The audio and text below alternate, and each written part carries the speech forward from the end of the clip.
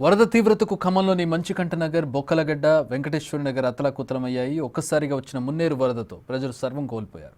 ఇళ్లలో ఉన్న సామాగ్రి మొత్తం కొట్టుకుపోవడంతో వారు నిరాశ్రయులయ్యారు. మున్నేరు మిగిల్చిన విషాదాన్ని ఇంకా తేరుకోలేకపోతున్నారు.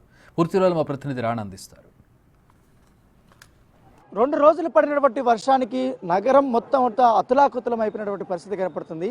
ఖమ్మం నగరంలోనే మున్నేరు వాగు వచ్చినటువంటి వరదల వల్ల ఇక్కడ ఉన్నటువంటి బొక్కలగడ్డ కానీ ఇతర ప్రాంతాలు కూడా పూర్తిగా నీట మునిగైపోయాయి. వాళ్ళు ఇంట్లో ఉన్నటువంటి అన్ని సామాన్లు కూడా కొట్టుకొని వెళ్ళిపోయినటువంటి పరిస్థితి కనపడుతుంది.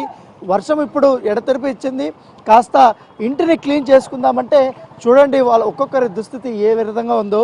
మొత్తం కనీసం ఇంట్లో నిల్చోలేని పరిస్థితి, కూర్చోలేని పరిస్థితి, మొత్తం సర్వం వారు కూడా వాళ్ళు కోల్పోయారు. ఇటు చూసిన బురద, వారికి సంబంధించినటువంటి బట్టలు కానీ అన్నీ పడుకోవడానికి బట్టలు కానీ రెగ్గులు కానీ అన్నీ కూడా ఇదైపోయినటువంటి పరిస్థితి కనపడుతుంది.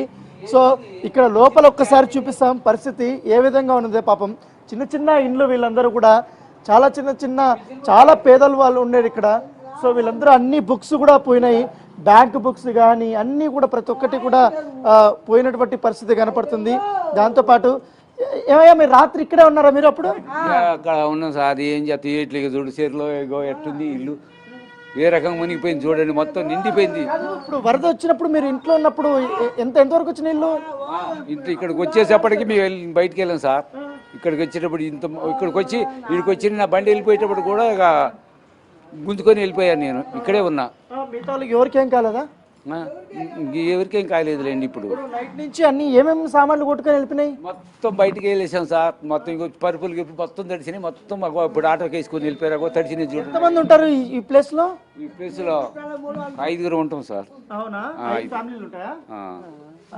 పాపం 5 మంది ఫ్యామిలీ ఉంటారు. ఈ మున్నేరు వాగు చాలా దగ్గర ఉంటది. ఇది పాపం చిన్న కుటుంబాలు, వాళ్ళంతా కూడా సర్వస్వం కోల్పోయి నిరాశ్రయులైనటువంటి పరిస్థితి. చూడండి పాపం ఏ విధంగా అయితే సామాన్లు అన్నీ కూడా ఇక్కడ పెట్టుకున్నారు. మొత్తం అంతా డ్యామేజ్ అయిపోయింది. చిన్నపిల్లలు ఉన్నారు ఇక్కడ, వారు ఎంత ఇబ్బంది పడి ఉంటారు. నైట్ నాన్న ఎప్పుడు వరద వచ్చినప్పుడు ఉన్నావు నాన్న నువ్వు? అప్పుడు కూడా పొద్దున పూట ఏమో మా ఇంటి ముందు వరకు వచ్చేసరికి మేము వెళ్ళిపోయినాం. ఇంకా మధ్యాహ్నం సరికి మా ఇల్లే మునిగిపోయింది అన్నారు. అయ్యో, నీకు భయం అనిపించలేదా? పాపం ఇంతకన్నా మునిగిపోయిందని భయం అనిపించింది, కానీ ఏం చెయ్యాలి? బుక్కులు అవన్నీ ఉన్నాయమ్మా? లేవు. అన్ని పోయినాయా? ఇప్పుడు ఇదేనా ఇక్కడే ఉండేది మీరు? ఇక్కడే. పవర్ లేదు, నీళ్ళు లేదు. ఏమన్నా తిన్నావమ్మా? తిన్నా. చిన్నపిల్లడు చూడండి పాపం సర్టిఫికేట్స్ అన్నీ ఏ రకంగా చూడు అన్నీ కూడా నాశనం అయిపోయినటువంటి పరిస్థితి కనపడుతుంది. వాళ్ళ హాస్పిటల్కి సంబంధించినటువంటి డాక్యుమెంట్స్ అన్నీ కూడా, రిపోర్ట్స్ అన్నీ కూడా ఇది అయిపోయినాయి. పాపం వీళ్ళు చిన్నపిల్లలు ఉండేళ్ళు, పెద్దలు ఉండేటోళ్ళు నైటు కొంచెం అలర్ట్గా ఉండి వాళ్ళు బయటికి వెళ్ళిపోవడం వల్ల చాలా పెను ప్రమాదం వీళ్ళకి తగ్గిందని చెప్పుకోవచ్చు. లేకపోతే మొత్తం అందరూ కూడా ఇక్కడ కొట్టుకునే ప్రసక్తి వచ్చేది. సో ఇక్కడ ఒక ఇల్లు చూసాం కాబట్టి ఒక్కసారి ఈ పరిసర ప్రాంతాలు చూడండి ఏ రకంగా అయితే మొత్తం వరద నీటితో కొట్టుకుపోయి సర్వం వాళ్ళు కోల్పోయారు. ఇండ్లంతా కూడా చాలా వరకు మొత్తం ఈ బురద నీటితో ఇవంతా కూడా నిండిపోయినాయి. ఇప్పుడిప్పుడే పాపం వాళ్ళు నీళ్ళు వస్తుంటే ఇక్కడ బట్టలన్నీ కూడా కొంచెం నీళ్ళల్లో అలా దులుపుకుంటున్నటువంటి పరిస్థితి. అమ్మ ఏంటి ఏ సమయంలో వచ్చిందమ్మా ఈ వరద అంతా? పొద్దున్న తెల్లారుజామున 4:30 టైంలో వచ్చేసి ఏం చేస్తారు? పారిపోయారు? అప్పుడు పారిపోయినాం, మొత్తం వదిలేసి వెళ్ళిపోయినాం. వచ్చి అసలు తెల్లారం లేచి చూసేసరికి బర్రం ఇక్కడ దాకా ఉరికొచ్చేసినాయి వాటర్. గతంలో ఏమన్నా ఇట్లా వచ్చినాయి ఎప్పుడన్నా? గతంలో ఇట్లా రాలేదన్న, అంత ఘనంగా రాలే. మామూలుగా వచ్చి అక్కడ దాకా వచ్చి ఇక్కడ దాకా వచ్చి వెళ్ళిపోయాయి. ఈసారి ఏంటి ఇంత హైట్ వచ్చిందా వాటర్? ఇల్లు మొత్తం మునిగిపోయింది. మీరు ఎక్కడికి వెళ్ళిపోయారు? మేము బయటికి వెళ్ళిపోయినాం. బయటికి వెళ్ళిపోతే మమ్మల్ని ఎవరు పట్టించుకోలేదు. పట్టించుకోకపోతే ఇక మా వాళ్ళు తెలిసిన వాళ్ళ ఇంటికి పోయినాం. ఇంకా పోయి వచ్చి ఇక తెల్లారుజామున పొద్దున్న 5ంటికి వచ్చి చూస్తే నీళ్ళు తగ్గితే ఇక కడుక్కుంటున్నాం.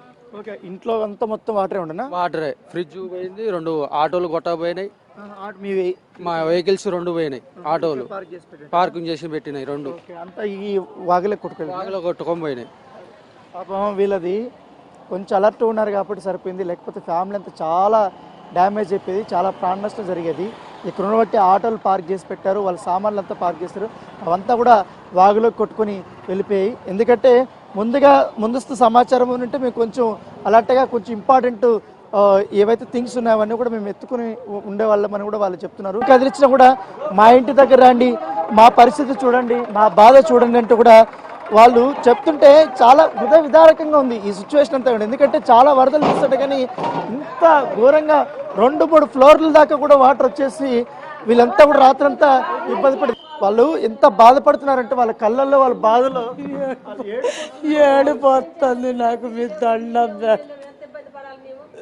ఇంతకన్నా బాధపడాలంటే మా వల్ల కావట్లేదు. ఏ రావటం ఏదో మీ సంపాదించుకుంటా పొద్దున 5ంటికి పనికి పోయేటోళ్ళం, మళ్ళీ వాళ్ళు సాయంత్రం 5ంటికి వచ్చేటోళ్ళం.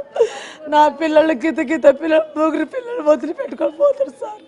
మీ దండం పెడతాను, నాకు 1 రూపాయి మాత్రం సాయం చేస్తారో చేయరు కానీ మీ మాత్రం మీ ధర చేసి మీకు నమ్మకం ఉంటే మాత్రం ఏడు సార్ మీ దండం పెడతాను. ఇక నా ఇంట్లో ఒక బట్టలు లేవు, ఇక నా పిల్లలకి ఏటనుకుంటు కడుతూ ఉన్నా కూడా పనికి పోతున్నా. నీళ్ళు పోసుకున్న పిల్లలు కూడా నేను పనికి పోతున్నా, నేను చేసుకుంటా, నా పిల్లలను చదివించుకుంటున్నా. నేను ఏం చేయాలి, నేను ఒక్కదాన్ని బరాయిస్తుకుంటున్నా. నాకు ఒక మగుడు లేడు, ముచ్చడు లేడు, నాకు ఏది లేకపోయినా కూడా నా మగుడు చచ్చిపోయాడు. నన్ను ఆయన కూడా చచ్చిపోయాడు కూడా నాకు కూడా తెలీదు. మా వాళ్ళు చెప్తేనే తెలిసింది నీ చచ్చిపోయినాని. అందుకోసం నేను అట్ట ఉన్నాను తండ్రి, నాకైతే నాకు తెలియదు. ఇక ఇంత హృదయ ఉదారకమైన సంఘటన చెప్పాను. తన మొగుడు కూడా చనిపోయాడంట పాపం, కడుపుతో ఉంది. ఇంత వరద నీరు వచ్చేసి అంటే మనిషి అన్న ఎవరికైనా కూడా కనీసం కన్నీళ్ళు వస్తాయి. ఎంత బాధపడే సంఘటన. ప్రకృతి ఇలాంటి పేదల మీద, నిరుపేదల మీద ఈ ప్రకోపం చూపించింది.